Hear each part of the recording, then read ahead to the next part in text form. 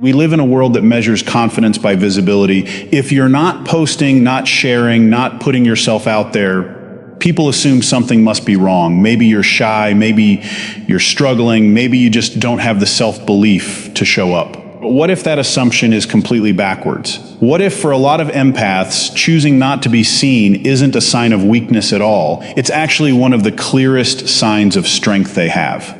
Today we're talking about privacy, about restraint, about what it really means when a deeply feeling person goes quiet in a world that rewards being loud.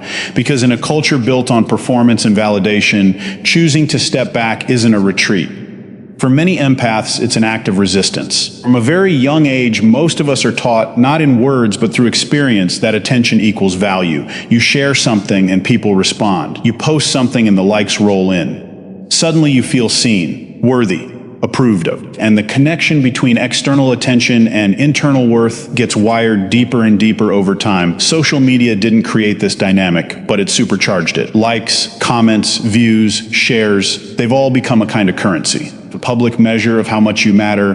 But empaths tend to feel something the rest of the world glosses over. They notice the emotional weight behind all of it, the pressure to present yourself well, the low-grade anxiety of waiting to see how people respond, the exhaustion of constantly needing that outside signal to feel okay about yourself. Empaths feel the machinery behind the performance, and a lot of them want no part of it. Here's the distinction that matters. Wanting to be seen is human. That's natural. That's real connection. But needing to be validated, needing the reaction, the approval, the confirmation from strangers, that's different. That's outsourcing your sense of worth. And empaths often recognize that difference at a gut level, even when they can't fully articulate it. There's a fundamental difference between building an image and protecting an identity. Most of what we see on social media is image building. People carefully curating how they come across, highlighting the wins, softening the edges, crafting a version of themselves that's palatable and appealing to an audience. But when your sense of worth gets tied to how that image lands, when you need the public reaction to tell you who you are, something quietly breaks inside you. Your self-worth gets handed over to whoever happens to be scrolling past. That's emotional outsourcing, and it's a fragile way to live. Many mature empaths want something else. They want to feel rooted, authentic, at peace, not admired. They're not chasing a following. They're protecting something quieter and more essential, their actual self. For them, privacy isn't about fear. It's not about hiding because the world feels too scary or because they don't believe in themselves. It's about preserving something real in a world that's constantly asking you to perform. Let's talk about what privacy actually does for empaths. When you share yourself with the world, you open the door to interpretation. People will read into what you post, project their own feelings onto it, make assumptions, form opinions. Some will admire you, some will judge you, some will envy you, and some, whether consciously or not, will try to use what you share to gain access, influence, or control. Empaths know this. They feel it. They understand, often from hard experience, that self-disclosure isn't neutral. It costs something. And for those who've been through betrayal, who've trusted someone with something tender and watched it get used against them, the instinct to become more selective isn't damage. It's wisdom. It's learning. It's the natural response of someone who's been burned and decided, not again, choosing who gets access to you is a boundary. And boundaries aren't walls you build because you're scared. They're standards you hold because you know your own worth. That's not emotional dysfunction, that's emotional health. There's a cost to being too open that most people never talk about. Empaths feel it acutely. When you put yourself out there, really out there, you're inviting the energy of everyone who encounters you into your field, the judgment, the comparison, the unsolicited opinions, the subtle envy, people who want a piece of something you've built without contributing anything to it. For highly sensitive people, this isn't just uncomfortable, it's genuinely heavy. Research consistently shows that people with high sensitivity process social information and emotional stimuli more deeply than others. What someone else might brush off in 5 minutes, an empath might carry for days. So when empaths pull back, when they stop sharing so freely, when they guard their peace more carefully, it's not paranoia. It's prevention. It's the choice to protect their energy before it gets drained, rather than trying to recover after. Being selective isn't a symptom of something broken. It's a strategy that works. Here's a question worth sitting with. When was the last time you fully experienced something without also thinking about how you'd share it. That pause says a lot. There's a quiet war happening for empaths between two ways of being in the world. Performance is about how your life looks. Presence is about how deeply your life is actually lived. Performance needs an audience. It needs the photo, the caption, the response. It's always slightly removed from the actual moment because part of you is already packaging it for other people.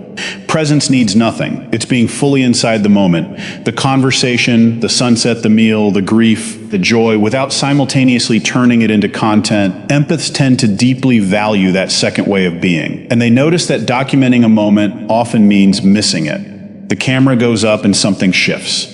The experience becomes secondary to the record of it. That's a trade many empaths are no longer willing to make, not because they're antisocial, but because they've tasted the difference. And presence wins every single time. There's something else at play here. Something a little more uncomfortable to name. Modern culture, especially on social media, quietly encourages people to turn themselves into products, to build a brand, to package their identity in a way that's marketable, appealing, and optimized for engagement. To self-objectify, to look at yourself through the eyes of an audience and constantly ask, how does this land? A lot of empaths find this deeply unappealing, even dehumanizing. Not posting every achievement isn't false modesty. Not turning every personal moment into content isn't laziness. For many empaths, it's a deliberate choice to remain a whole human being rather than a curated persona. To resist the slow erosion of self that comes from constant public performance. They're choosing a slower kind of life. Deeper, less visible, maybe, but more honest, more sustainable, and in ways that matter, more free. Some empaths didn't start out this way. There was a time when many of them shared openly. When they let people in freely, when the idea of holding things close felt unnecessary, even unfriendly, and then something happened. A betrayal, a misuse of trust, someone who was given access to something private and chose to use it carelessly, or worse, deliberately. And in the aftermath, the empath learned something important.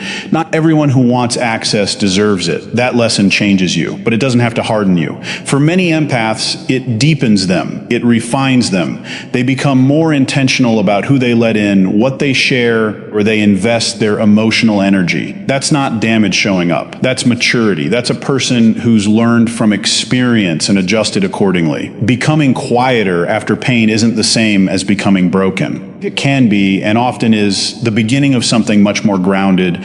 There's a concept worth holding on to. Self-possession, it means belonging to yourself. Knowing who you are without needing outside confirmation. Making choices based on your own values rather than the reactions of an audience. When empaths stop performing for approval, when they genuinely stop needing the external validation to feel okay, something shifts. They become much harder to manipulate. Because manipulation almost always works through one of two levers, the desire to be liked or the fear of being rejected. When you've let go of the need to be approved of, those levers lose their grip.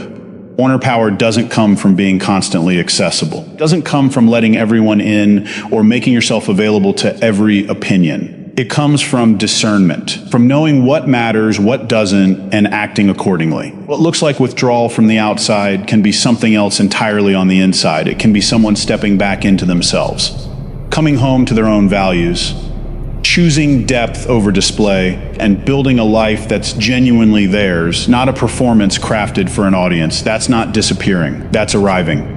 So let's say it plainly. Many empaths aren't avoiding visibility because they lack confidence. They're protecting something real. They're choosing presence over performance. They're building lives around depth, real connection, genuine experience, authentic selfhood, rather than around display. And maybe the culture has this one exactly backwards. Maybe the quietest people in the room aren't the most insecure. Maybe they're the ones who figured something out that the loudest voices haven't yet. Because here's the truth, and it's worth sitting with. The most sacred parts of your life lose their power the moment you offer them to everyone. Privacy isn't a weakness. For empaths, it might just be the most honest thing they do.